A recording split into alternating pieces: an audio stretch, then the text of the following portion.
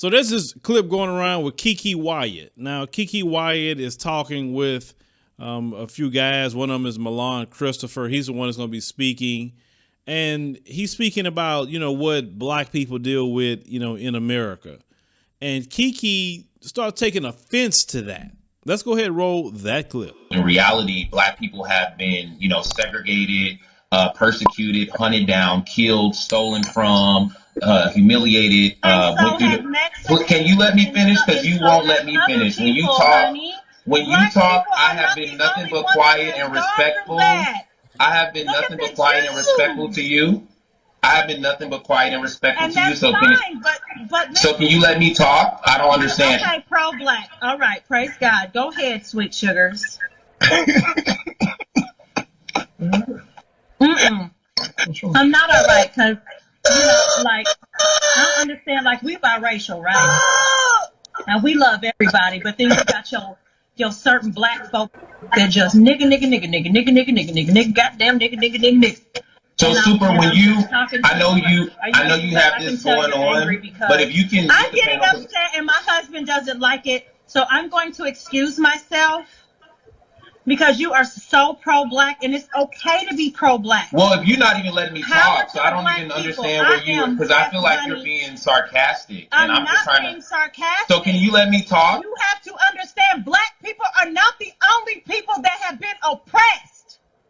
So if you would let me talk, that would be ones, my nigga. Jewish people have been oppressed. Okay. Well, I can keep going. I'm biracial, damn it. We fucking oppressed. Because black people that made us feel like shit. White people make us feel like shit.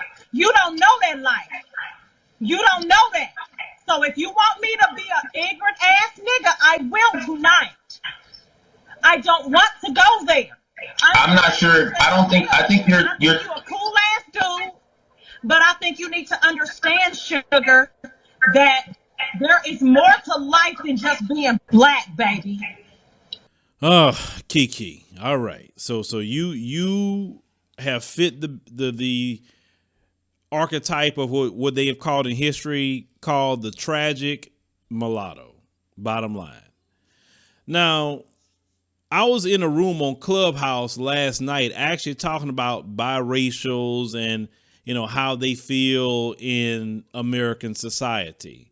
And one thing they said that I was paying attention to, they said that they don't even consider you or people biracial unless they have a black parent or a white parent, right? Now, we know the black parent, white parent, that relationship, it has been a taboo relationship.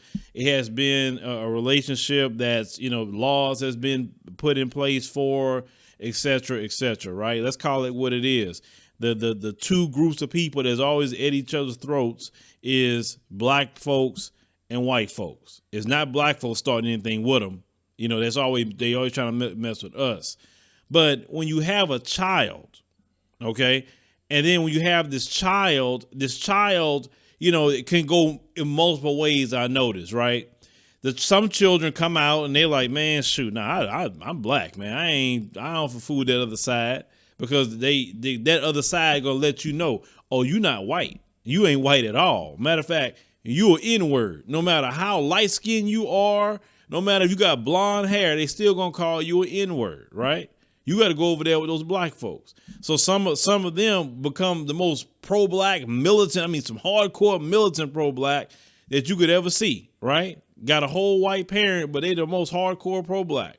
Then you have some of them like Keke Wyatt that want to be accepted by that other side.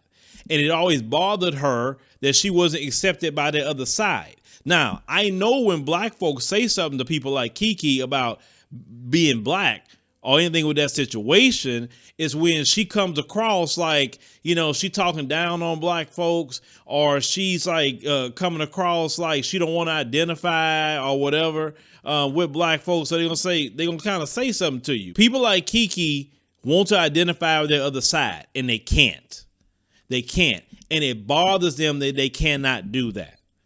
Kiki sounds like to me, she don't want to really be dealing with black folks like that if she had a choice.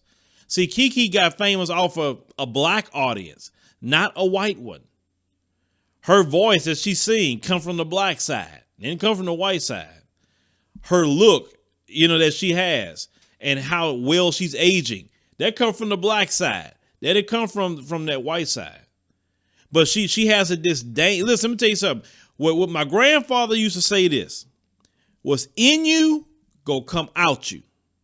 Meaning whatever's going on in you is eventually going to come out. And see that she got a Karen in her. Because that statement that she just made sounded like I've heard literally white supremacists say the exact same things. When black people are pointing out the factual truth about how we have been treated, they say the exact same thing Kiki said. The exact same thing. And I said, listen to this. I said, she letting that Karen out of her today. See, in her house, there's discussions that she have with her and her guy. That's discussions they have.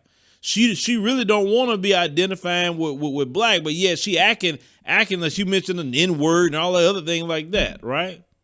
That's what you say, tragic, the tragic mulattoes. And the reason why sometimes black people say, hey, well, what do you identify as? Is because in history, the tragic mulatto has infiltrated black movements in the past, so they can spy because they really want to be on the other side, right? And they tried to destroy, slave revolts and all kind of other things because they still have an affinity for that other side. So some black folks will be like, man, I don't really know about you because you got that affinity, it's part of who you are. So that comes up at times. But Kiki, if you got a problem with your black side, because obviously you do, and you say biracials are oppressed from black people and white people, well, you know what? I don't know what to tell you about that because black folks can't oppress you. If black folks are oppressing you, you would have never had a career. Understand? Remember, black folks is the reason why you're famous, not them other people. And if you don't want to identify as black, you don't have to. Matter of fact, you could take yourself to South Africa. They have a classification for you in South Africa called colored. You wouldn't even be called black. You'd be called colored, and you can go stay in a colored community. In South Africa, it's real talk. You would not even be considered black whatsoever if you do not want to identify as black. But, some people are disappointed in hearing this who are her fans. I just see that she just deals with that tragic mulatto archetype. That's all. She really wants to be, on the other side. If she had a choice that the white community would accept her, she would go over there. She would rather her fans be white. Just based on how she coming across. Because hearing about what black people deal with, which is part of her, and she know good and well she's dealt with discrimination, why does that offend you? And so you couldn't tell me that response about other people. I said, listen, first and foremost, am I talking about those people right now? I'm talking about black people. And if you want to talk about it and compare, ain't nobody in this country has suffered more than black Americans. None of them. I said, pick one. I said, because chattel slavery alone would beat any of them. They quote unquote suffering. So please. And most of the people that come to this country is by choice. They wouldn't brought here in freaking chains. So you can't come to me with that conversation about, well, these people deal with this. And yes, and they can always go back to their own homelands too, if it gets too hot for them. Black Americans don't have a homeland. We can't go to no place and say, this is ours, this is ours. We got to deal with the system like no different than any other foreigner to get into somewhere else. So please. But Kiki, in my opinion, if you got a problem with black folks, you got a problem when we talk about the issues that we deal with, then maybe you should go to your other side and go perform for them.